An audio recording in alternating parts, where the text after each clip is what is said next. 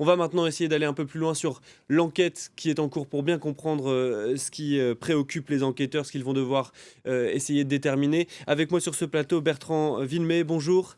Vous Bonjour. êtes ancien pilote d'essai, président de la Compagnie nationale des experts de justice aéronautique français. Euh, D'abord, on en a parlé toute la matinée ici sur France 24. Il y a cette boîte noire qui a été retrouvée hier, qui est maintenant entre les mains des enquêteurs du bureau enquête analyse à Paris. Qu'est-ce qu'il faut en attendre de cette boîte noire? Ben, nous avons deux bonnes nouvelles. La première bonne nouvelle, c'est qu'on ait retrouvé la boîte noire.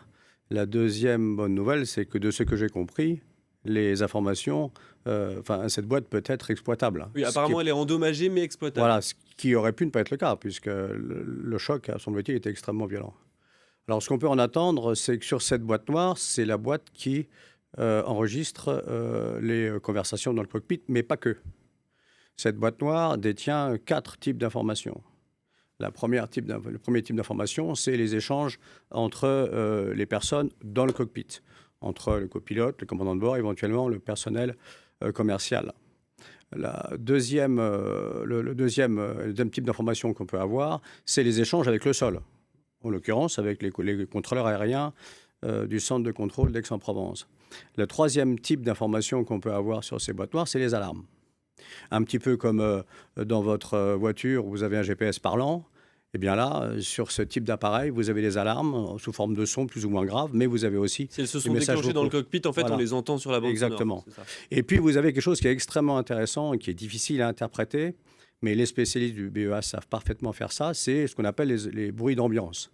C'est-à-dire que si quelque chose tombe dans le cockpit, les bruits aérodynamiques, les vibrations, le bruit qu'on peut faire en manipulant un bouton, tout ça permet de reconstituer la phase de vol. Mais cette phase de vol doit être synchronisée avec l'autre boîte noire, où là, il y a les paramètres de vol, qui doivent être elles-mêmes synchronisées avec les trajectoires qu'on va retrouver avec les radars. Donc en fait, c'est un travail d'équipe avec qu'est-ce qui s'est dit, qu'est-ce qu'on a pu entendre d'un côté, quels sont les éléments techniques que l'on a, quelle est la trajectoire de l'avion, et tout ça, on le synchronise de seconde après seconde, même dixième de seconde après dixième de seconde, pour avoir le déroulé exact du vol. Alors justement, cette deuxième boîte noire, pourquoi est-ce qu'on ne l'a pas encore retrouvée à l'heure actuelle? Bah, vous avez vu comme moi sur les images que vous retransmettez que l'avion s'est éparpillé sur une surface extrêmement importante. C'est du relief. Il y a des endroits, j'ai compris qu'il y a des endroits qui sont sous la neige.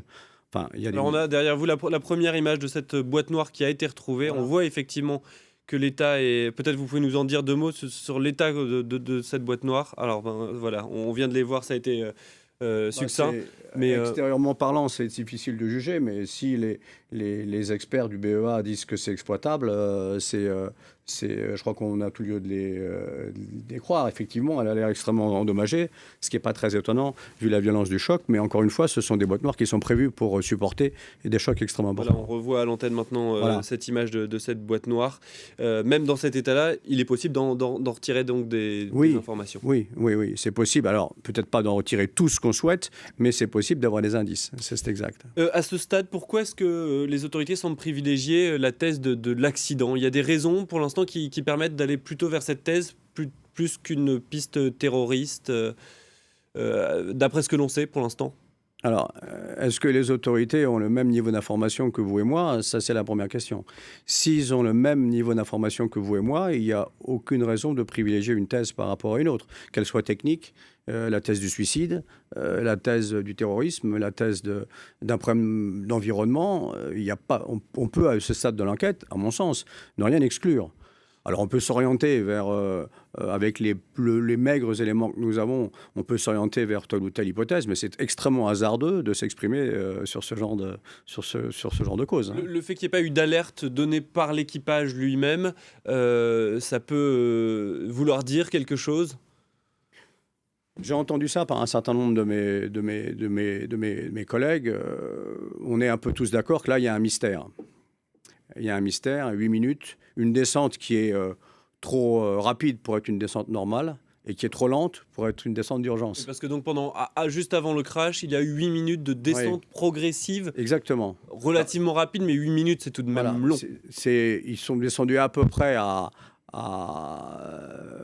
une descente à peu près 1000 mètres minute, ce qui est une descente rapide pour un vol normal, mais ce qui est une descente lente en cas d'urgence. Donc ça, effectivement, il y a un vrai mystère. Cela étant, il y a ce qu'on appelle l'effet tunnel.